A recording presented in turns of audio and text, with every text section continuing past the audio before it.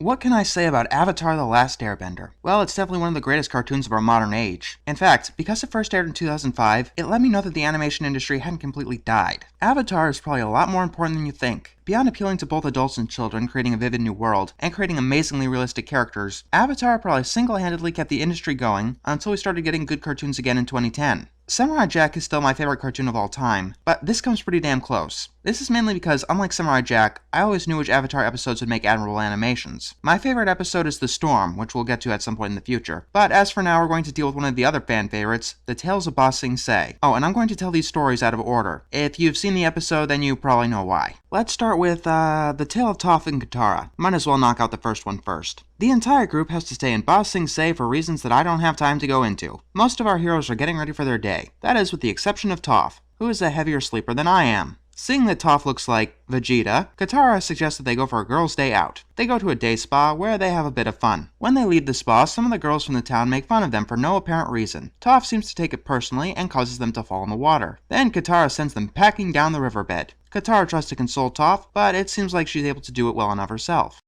I don't care what I look like. I'm not looking for anyone's approval. Katara definitely admires that in Toph.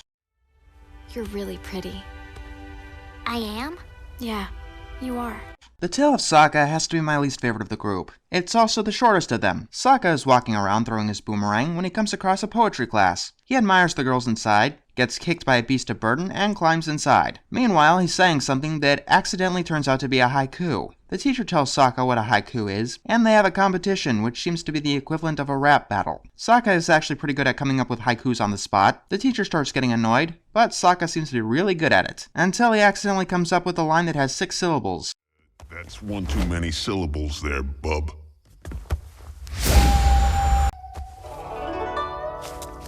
Poetry.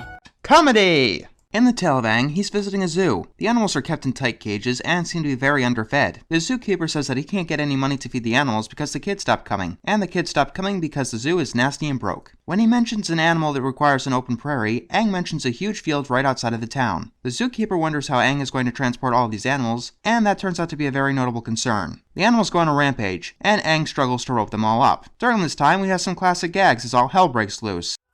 I can't! Oh, forget it! Hey, there's a reason that's a running gag. While Aang is struggling to gather up all these animals, he eventually blows into some sort of weird whistle. This causes all of them to go on a stampede after him. Meanwhile, the zookeeper is struggling to get the gate open. Once outside the walls of the city, Aang starts creating walls and platforms of earth, which actually becomes a pretty well-designed zoo. All the animals are in proper cages, and it looks like the people are enjoying the zoo. It suggests that Aang work with animals for a living. Unfortunately, his animal call also attracted a lot of the city's pets. On second thought, you should probably stick to saving people.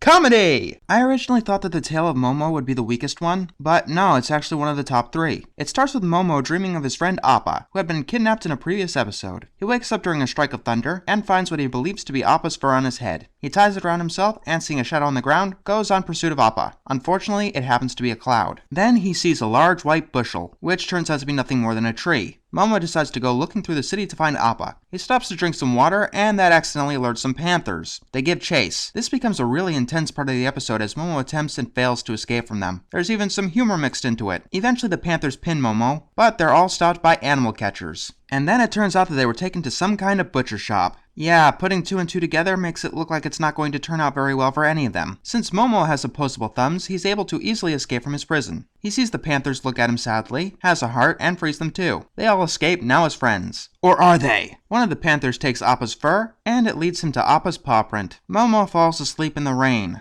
You know, that's a pretty damn sad way to end the episode. In the actual episode, this is the last tale. That's what it ends on. The tale of Zuko starts with him noticing something. He thinks that a girl is onto him and Iroh being from the Fire Nation, saying that she's coming every single day. Iroh reveals that she has a crush on him. It turns out that that's exactly what's going on, and when she asks him out, Iroh says that he'd be glad to. Zuko isn't the most sociable person. She is not my girlfriend!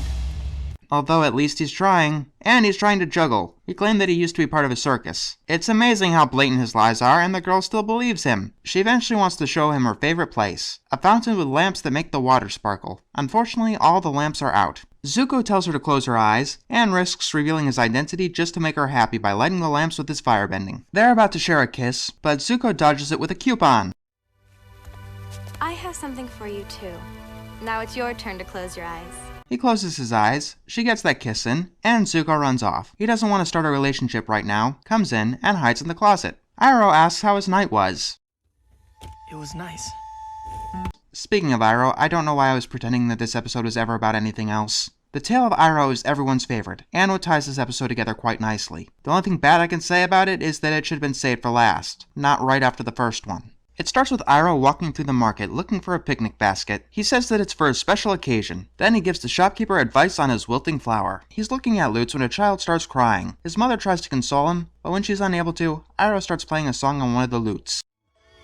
Little soldier boy, come marching home. Brave soldier boy, comes marching home.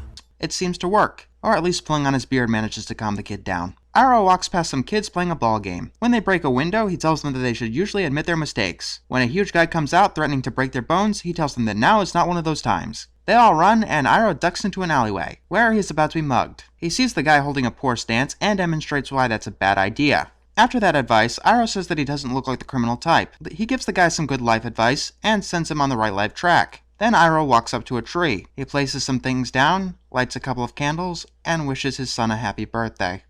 If only I could have helped you. Good night, everybody.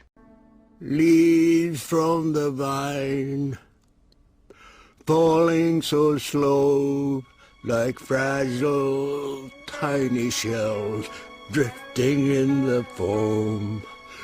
Little soldier boy, come marching home.